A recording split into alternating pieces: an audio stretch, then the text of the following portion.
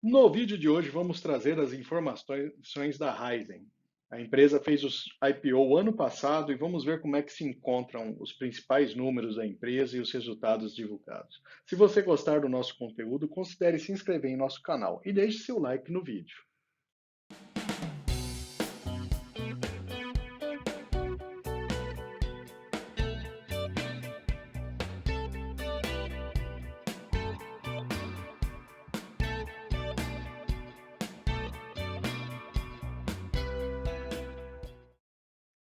E vamos começar falando um pouco da história da empresa. Em 2011, a empresa nasceu da joint venture entre a Cosan e a Shell, cada empresa tendo metade do controle acionário da Raizen. Em 2012, a empresa alcançou o grau de investimento. Em 2013, foi construído o primeiro etanol duto, um duto exclusivo para o transporte de etanol. Em 2015, houve recorde de exportação de açúcar, outro produto importante da empresa. Em 2016, foi lançado o aplicativo de fidelização dos clientes, o Shellbox. Em 2018, a empresa comprou as operações da Shell na Argentina. Em 2019, foi inaugurada a primeira planta de energia solar da empresa em Piracicaba, interior de São Paulo. E em 2021 foi feito o IPO da empresa, né? Inclusive foi um dos IPOs mais comentados ali do ano passado. A empresa é controlada por Shell e Cosan, sendo que apenas 12% do total de ações, e neste caso somente ações preferenciais, estão em circulação na bolsa. Em termos de negócios, a empresa se divide em renováveis, que basicamente é o negócio de etanol e geração de energia elétrica, açúcar e marketing e serviços. Este é um detalhe maior aí da estrutura de ações da empresa. E a gente tem somente ações preferenciais em circulação. Vale lembrar que foi feito a IPO ano passado e, segundo o prospecto do IPO, a maior parcela do dinheiro levantado na operação, ela vai ser alocada em novas plantas de renováveis, seguido de melhora na infraestrutura e logística para comercialização de renováveis e açúcar, e a menor parcela em eficiência e produtividade dos parques de bioenergia.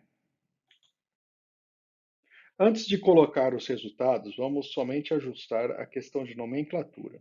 Como a empresa trabalha por safra, o que ela chama de segundo trimestre, na verdade, é equivalente ao terceiro trimestre da maior parte das empresas. E nesse momento a gente está falando da safra 2021-2022.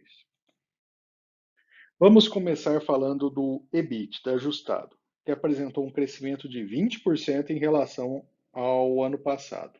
O grande impacto se deve à melhor performance de renováveis, compensando inclusive uma certa queda no negócio de açúcar.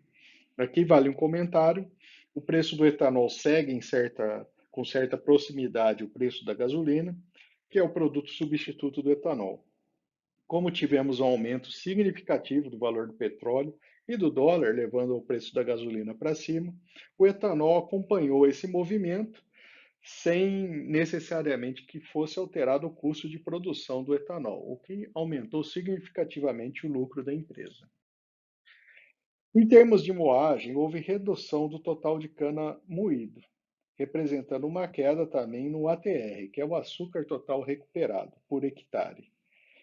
Em termos de TCH, que é toneladas de cana por hectare, quando em primeiro corte, a empresa conseguiu manter a eficiência acima do mercado, que são as linhas acima aí nessa pequena tabela. Aqui está um outro ponto, que mesmo com a queda de 8% no volume de venda de etanol, o preço médio cresceu 60%. Em termos de energia elétrica, houve crescimento tanto na quantidade de energia vendida quanto do seu preço médio. Dessa forma, a receita cresceu 45%, levando a EBITDA 83% maior nessa área de renováveis. A produção de açúcar apresentou uma ligeira queda, mas foi favorecido também pelo maior preço médio do produto. Houve um aumento do RED de açúcar para as próximas safras e dessa forma deixando o EBITDA total em ligeira queda nessa área. A venda de derivados, que entra aqui nessa questão de marketing e serviços, somando Brasil e Argentina, aumentou 25% entre os 2 anos de comparação.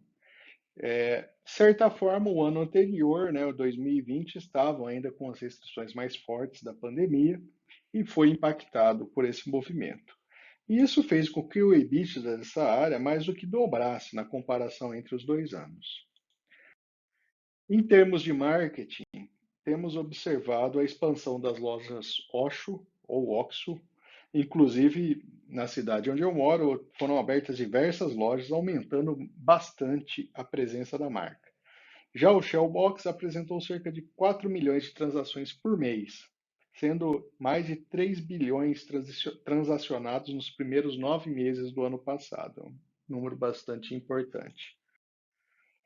Falando agora do panorama para o próximo trimestre, houve menor volume produzido devido à quebra da safra, mas deve haver aceleração nas vendas de etanol e açúcar, com impacto positivo no cenário de preços.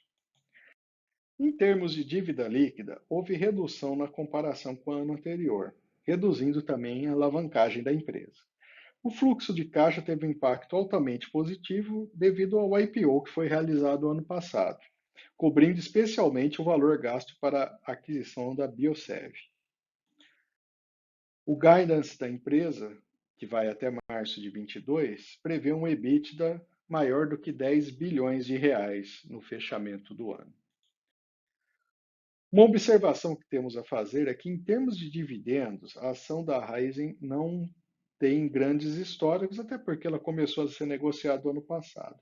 No entanto, se olharmos para um momento anterior, fora da crise do Covid, a empresa reservou valores bem significativos para dividendos e juros de capital próprio.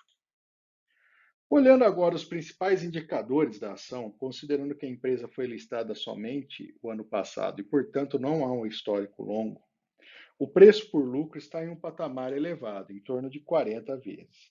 Assim como também o preço por valor patrimonial está em um patamar um pouco mais elevado, acima de 3,5.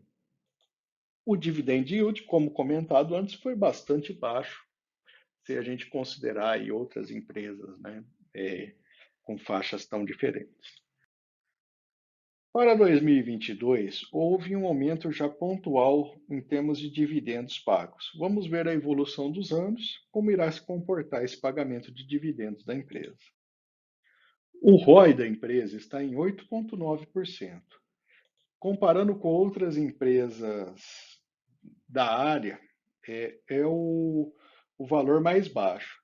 Lógico que, por exemplo, Petrobras é uma empresa com porte bem maior e cujo negócio envolve inclusive extração de petróleo, que é um pouco diferente. As demais, como a Vibra, a Ultra, a própria Cosan, já são negócios mais similares ao da Raízen.